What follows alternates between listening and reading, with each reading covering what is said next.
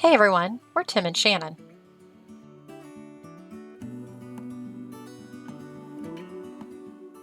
And this is Hornblower, our beloved Baba 40 that we spent the last 7 years renovating and is now our home as we sail around the Caribbean.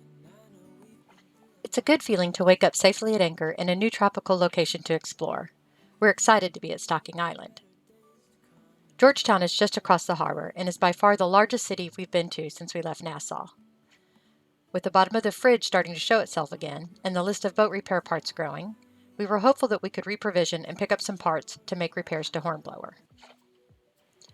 We dropped the dinghy in the water and set out on the 1-mile track across Elizabeth Harbor to the dinghy landing on Lake Victoria in Georgetown. The dinghy dock is located conveniently behind the Exuma market and is provided free of charge to the boating community.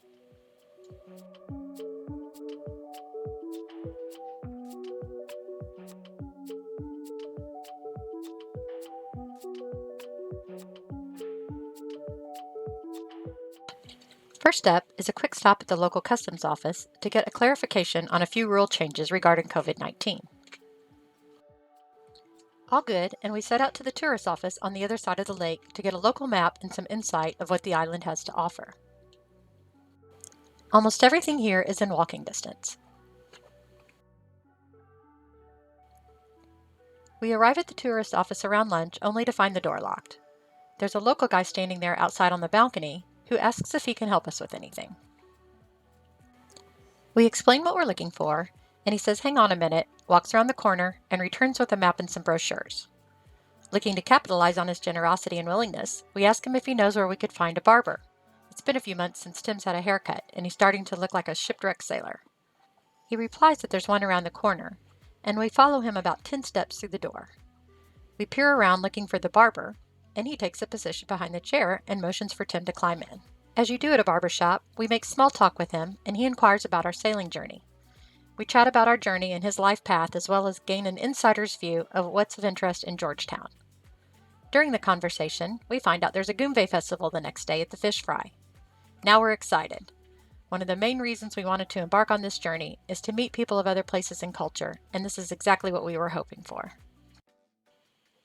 Chores out of the way for the day, we decide to head back over to the Chat and Chill to get a better look.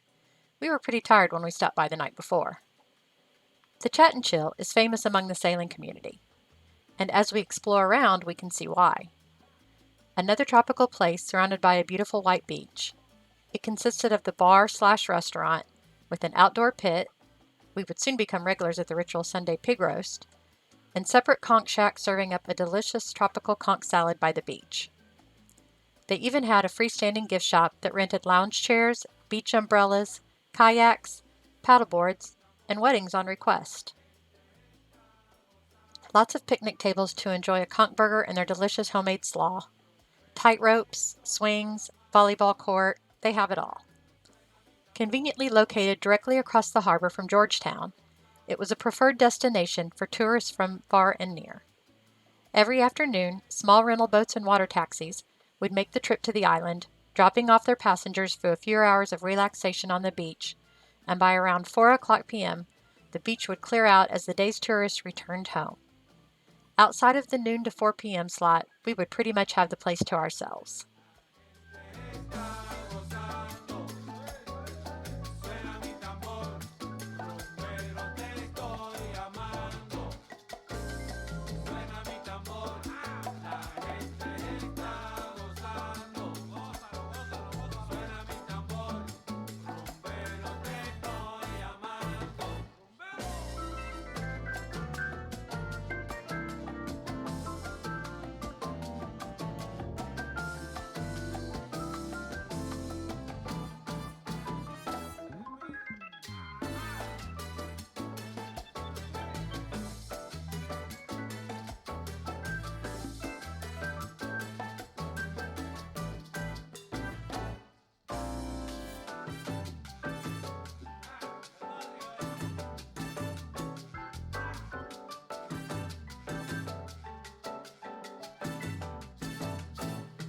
Also resident to the Chat and Chill were a number of stingrays and lemon sharks that made the rounds every day up and down the beach. The stingrays have learned that if they hang around, they'll get the conch scraps from the conch shack. And if you ask Ronaldo or AJ nice enough, they'll even give you some scraps to feed them yourself.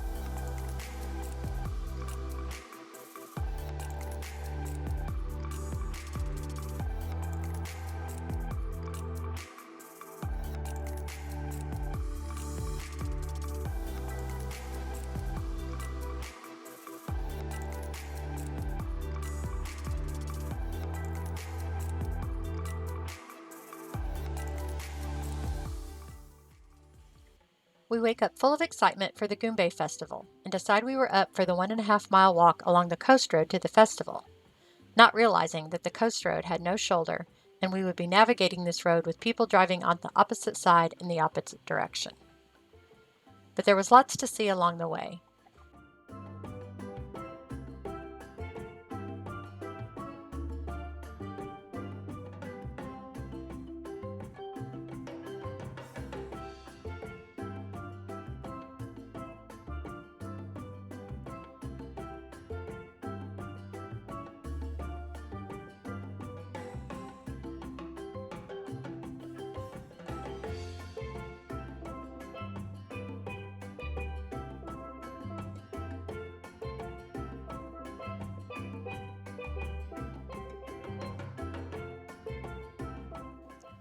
And 45 minutes later, we arrive at the festival grounds. The festival is being hosted at the local fish fry. Like the fish fry we visited in Nassau, this fish fry was a small area of local restaurants on the harbor that served up local cuisine. We had arrived a little early and the vendors were still setting up, so we grabbed a local lunch at Shirley's and bought some time exploring the area.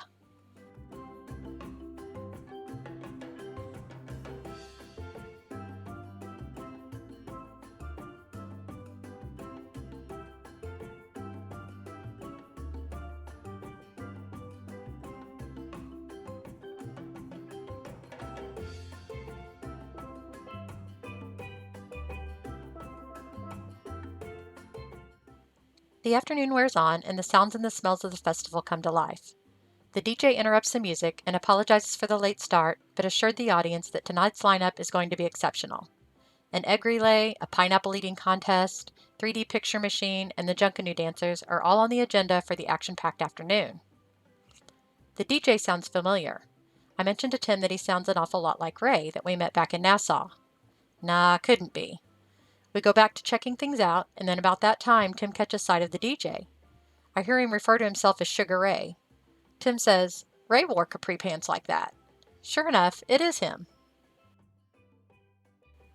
About that time, they start asking for volunteers for the day's events. If you know me, you know I'm not shy, so I jumped right in. Event 1, egg relay. I partnered up with Miracle, an adorable local girl. I'm quite competitive, so I start pumping her up, letting her know we got this and we're going to win. Unfortunately, another competitor had legs twice as long as ours and took the crown.